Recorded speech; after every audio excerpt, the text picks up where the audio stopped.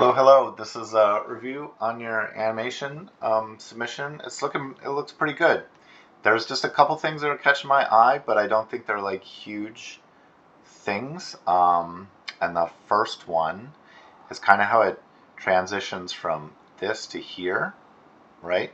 I think just the stand up here is like when the character stands up into this resolve is still feeling like a little CG or a little computery to me, and I don't think it's a big fix. Like, this is a great pose. This is nice. And I'm starting to track this hand, like the hand that goes behind the body and lets go of the hammer. I feel like that's much improved and working well. It's just this stand-up, I feel like, and I'm trying to figure out exactly why I feel this, but I feel like maybe it's because the torso gets into this position and it feels kind of like locked during the stand-up. And I also feel like it's because maybe we just need a little bit of an arc on the stand-up out of the center of gravity. So if I'm looking at like the horizontal spacing of this, it kind of hits a wall and then goes straight up. So maybe here we can keep it just a hint of it kind of doing something like that. So maybe here it's just slightly advanced, and it's going to return kind of, like the weight's still kind of moving forward here a little bit. Maybe that would help just loosen it up and make it feel a little bit more organic, and maybe getting a tiny shape change out of that torso. So, it's kind of like dealer's choice out of the torso thing, if you want to lean it a little bit forward this way or have it be a little bit leaned backwards that way. But then as this character stands, that's when it straightens into this pose. Just a little bit of looseness and organic stuff to make it feel nice. And the other thing that I feel like could use a little bit of attention is the hammer bounce. And that's going to be probably just some spacing, attention to spacing. Let me make this a little bit fatter. So on the way down, I feel like the spacing is like my eye isn't catching anything here. It is increasing, and it's so maybe this one, when I look at it, needs to be like biased up just a little bit, because we're spacing between here and here, here and here, and then here, and the final pose, oh, that's horrible. And so this one should be the biggest, and this one should be medium, and that's small. And I feel like this is where it is in here. It's small as it goes down. That's a tiny thing, but I think the bounce up happens in like one frame. Oops, I meant to turn that off. So you're here, and I feel like this bounce up, it's a big move in one frame, which is going to make the hammer feel like a little less, like it has less weight and mass to it, and then it also starts heading down. So I'm going to give you some suggestions for this.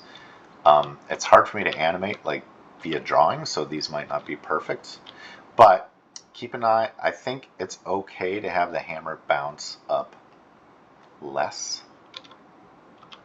So this is where it is. We could probably just have it bounce up a lot shorter, and then the next frame I would put it really small, and then maybe even the next frame can be like stopped almost, and then you're gonna have to start heading down. I'll switch colors for the down spacing. So this is where we wound up here with this spacing. I'd say heading down, just give it a little start, and then maybe like there, and then it hits the ground again. So that kind of, let me erase things so it looks a little more intelligible. This is the spacing I'm kind of feeling out of this last hammer bounce. And then once it hits the ground again here, you may just need another like 1, 2, 3 frame, like into like a tiny little settle or a little bounce, like a little secondary bounce. Well, which you have in there. You have that in there already. That feels nice. Watch like your penetration with the platform, because you can feel that happening too. But yeah, so I think the spacing coming down and then the bounce up, it's just the bounce up spacing. And maybe, it doesn't even have to be this high. The bounce up, the height is, is a little bit subjective, on how high you want it to bounce. That's going to sort of help the audience understand the weight and kind of like mass of this hammer, which I'm assuming is mighty and heavy. But if it's the smaller the bounce, the more like kind of Thor's hammer, like massive and steady this hammer is going to feel. So I do feel like because it's such a big swing and a follow through, you are going to need a bounce of some size there. But I think right now it's just happening in one frame, and that's making it kind of stroby. If you watch it in real time, it kind of flashes in that area. Yep. And then maybe one more thing you can do to help this settle feel organic is maybe do a little bit, like, I was suggesting like getting a little rotation on the torso and maybe a little more like lateral movement off of the center of gravity. But maybe this arm can also be of service to kind of like loosening this up. Like it comes across. It looks like also there's penetration happening with the torso here. Like I feel like the arm is really skinny.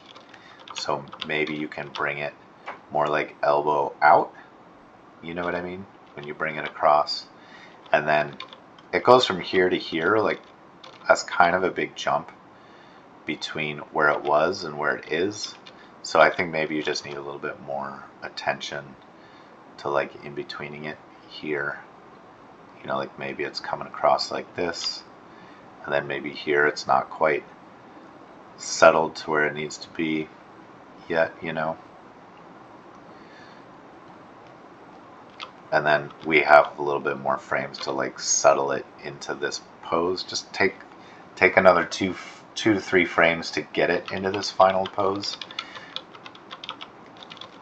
And then also, like it could be like the last thing moving on the character is just like a little drift up into position, so the character doesn't freeze before the end of your shot. Like if this is the end of your shot on frame 31, you kind of want just like a tiny little bit of drift or motion continuing, so it doesn't just like get locked in space. They call it like pixel lock or whatever. That's a drawing of a lock. So what you kind of want to do is let the pixels, like there's a tiny bit of movement, so that, you'll kind of feel it. When the pixels are all the same from frame to frame to frame, the audience will notice it and it'll feel like the character's dead. So you just need like that tiniest little bit of something just to keep the pixels like changing to make it feel like it's organic and alive. But other than that, all that stuff is like just little polishy notes. So yeah, like it's about how the character gets into their settle pose and how the spacing on the hammer as it hits the ground and then how it bounces. But otherwise, like I'm really feeling the weight of the swing and the weight of the hammer, and all that's like working pretty darn well. Let me see if there's one other little thought that I had.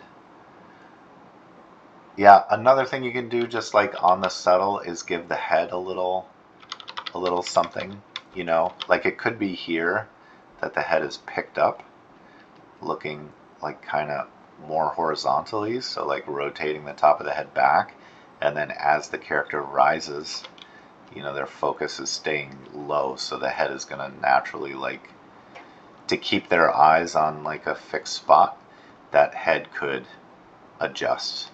You know what I mean? Instead of just kind of like locking in the pose. And just these little tiny adjustments are going to help this character feel like organic and alive and like they're a thinking, living, breathing thing. All right, but this is all great. Like I was saying, just those like tiny little polishy notes. Yeah, hit those for next week and submit, and I think you'll be like done, or like 2% away from being done or whatever. But yeah, I look forward to seeing you next week. All right.